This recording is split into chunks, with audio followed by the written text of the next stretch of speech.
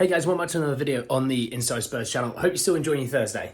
And we're at the end. So if you've been working, you're done, hopefully. If you're not, I'm really sorry. I've just probably ruined more of your day.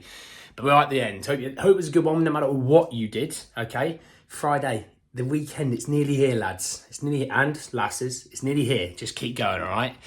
We've got a little bit of a really interesting video today. We're talking Ansu Fati. We're talking Tosin Adarabioyo. We're talking Bryan Gil. A brief chat about a potential bid in for a Porto winger. We're talking a lot, to be honest. We're talking a lot. And we're going to jump in, first and foremost, with just a snippet from the Football Insider, which I will then be able to lead on to everything else. All right?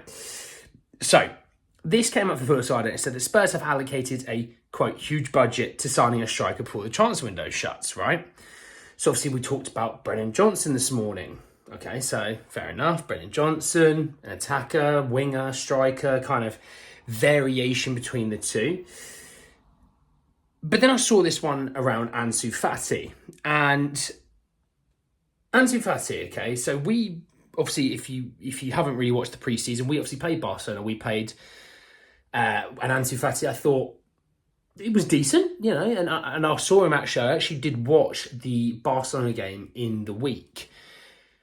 In the weekend. I was on holiday. So I was in Spain. I thought, if I'm in Spain, I'll catch the football and I'll stick it on the TV. And yes, Barcelona maybe didn't win 10-0, but they also played a team that decided to have 11 men behind the ball a lot of the time. And they didn't start Ansu Fati. So you can tell there's that, because Xavi does this. He doesn't start players that Barcelona want to sell, right? Even financial crisis or not, they still won't start a player who will help them, but they want to be able to cash in on that player. They did the same with Frenkie de Jong. Now, Frenkie de Jong actually plays a little bit more, but plays a little bit of centre-half, which is a bit odd. So he was on the bench, came off the bench, and looked all right. So I have watched him a little bit this year. Obviously, he had a very big injury not long ago. But Martha saying that Spurs want to sign Ansu Fati. Barcelona is strongly considering his exit, but it's unclear at this stage whether they would want a loan move or a permanent sale.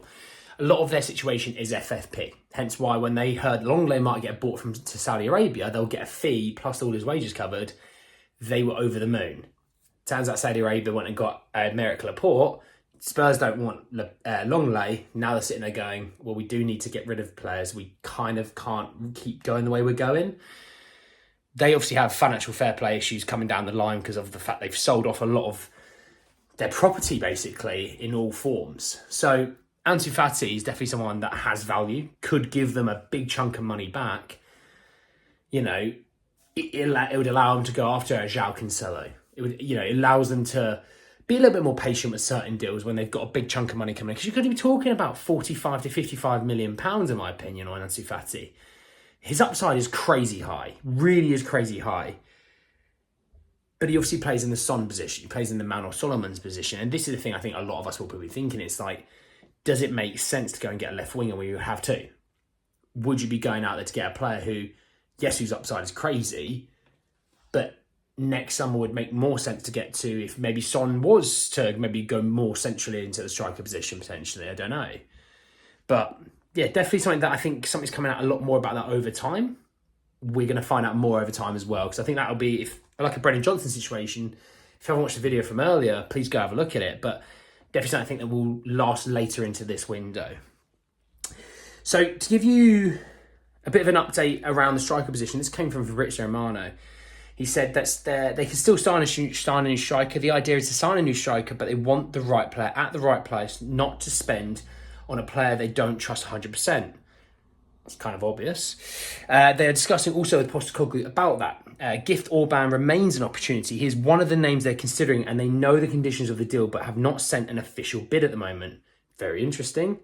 Another player Tottenham really appreciate is Jonathan David from Lille. However, at the moment, David is considered too expensive as Lille demand around 60 million euros.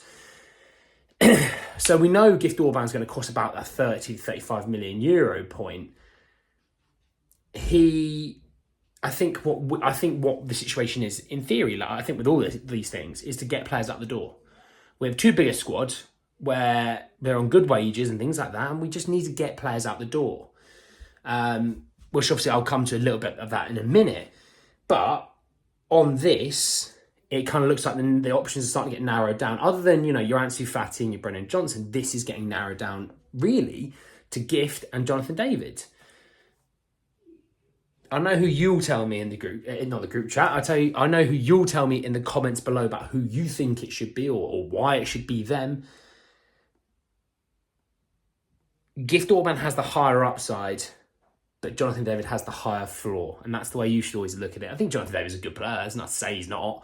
I think he still has the ability to go up and improve and get better. But Gifts is just such raw potential that he could be really explosive, So we'll see a little bit on that. I think that'll be something, again, like the Fati or the Brennan Johnson deal, that goes late into the window. I don't think it's something that's happening right now. Because from Dan Kilpatrick in The Athletic, he actually says that Spurs have acknowledged that Postecoglou acknowledged that some Spurs unwanted players may still be at the club after the deadline, but positively, the Australian said he's willing to be flexible and work with those who do not find new clubs. Now, the reason why I wanted to put that in, not only is that we know we have to get rid of players, but also the fact that our manager actually doesn't mind working with those players. You never know. Things can change over time. Someone can show you something a bit different that you didn't think they had. You think you know someone and they turn out to be something different. We all know that happens in day-to-day life. It can happen in football as well. Players have been frozen out before. They've been brought in because they've showed a really great attitude and actually the club need them to kind of come back into the fold. Then you've got a really good player again, right? The reason I'm really excited by that is because our previous manager had gone, I don't care. There's the under-12s. Go play with them. You're not playing with us. It doesn't have to be as toxic as that. It just doesn't need to be like that. And I think Ange's trying to build a positive culture. And that's quite an intense thing to do. And it will disrupt the flow of a team. And it will disrupt the culture of a team. So, yeah, that I'm actually a little bit pleased about, So let's talk... let's talk Brian Hill. Okay, so this comes from Alistair Gold, who says that Brian Hill is also approaching the end of his recovery following a groin operation and could yet depart the club in the coming week if a suitable offer arrives. If he was to go, I definitely still think, then I really would think we're going to get a winger, because obviously that is a winger option you are moving away from. And to be honest, it's going to get to the point where you start to go, it's now another loan deal. Is that what you're saying? It might be just Simon saying, look, let's get 15 million from him. Let's move him on. Let's get some money back. He was good at Sevilla on his loan deal. Obviously, he won something for Sevilla in 6 months. He hasn't won anything at Spurs. That was the joke, obviously, as we all know. But you can't just keep sending players out on loan. This is not a Lucas Piazon situation for Chelsea. If you don't know that situation, go have a look at his loan history. It is madness. But on that, I just think, look, you might have to pull the trigger and say, look, it's clearly not going to work out. Like I've always said, he needs about 10 to 15 pounds of muscle to survive in the Premier League a little bit more. I'm not saying he needs to become this ginormous, huge man, or he needs to come train with me in powerlifting and things like that.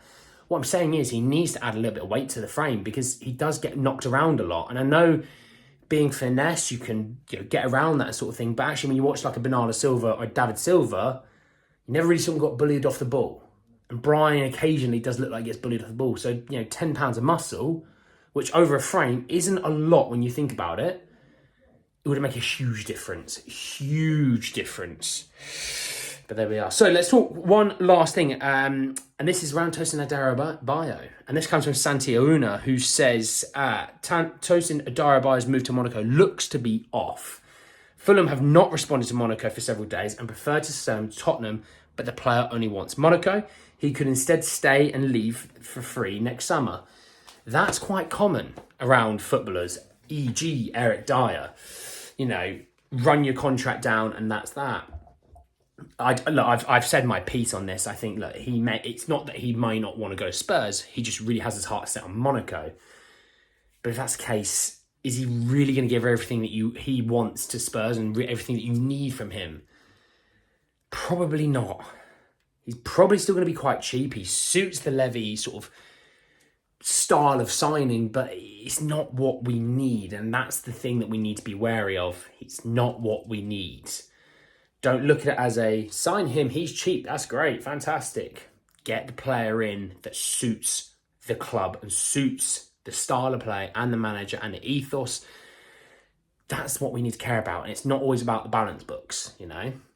And yeah, just a one last little bit. I did see the update around Hugo Lloris a couple of days ago about the fact that he's actually rejected the move to Lazio because he's not guaranteed to be the first choice keeper. He may, don't kill me for this one, he may end up staying at Spurs if he doesn't get the move that he wants. Which, to be honest, in that situation, I think Spurs would just buy him out of his contract and say, look, just go get yourself a club that you want to be at. The MLS, Ligue 1, Saudi Arabia, whatever it is. Go and sort yourself out. It's been, you know, we all knew Lloris wasn't going to be here for a while. It's been a while. Should have had some progress there, you know. But anyways, that's the last video for today. I hope you did enjoy it. Drop a like on the video if you did. Hit me in the comment section below. We talked a lot there. Got an update on obviously the Ansu Fati, the striker situation, Gift Orban or Jonathan David. We obviously have the situation around Tosin Adarabioyo, Brian Hill. All those quotes, there's a lot to get in there. Hit me in the comments below. Let's have a chat. Subscribe to the channel if you are new. Road to 1300 is certainly back on and firing. And hit the bell notification for more. Like I said, I'm home now. I'm posting videos. I'm trying to do at least 2, maybe even 3 a day. Tomorrow will be a good day. We've got the match preview ahead of the game against Bournemouth as well. But anyway, guys, let's end the video. Hope you did enjoy it. And I'll see you all very, very soon. Take care, lads.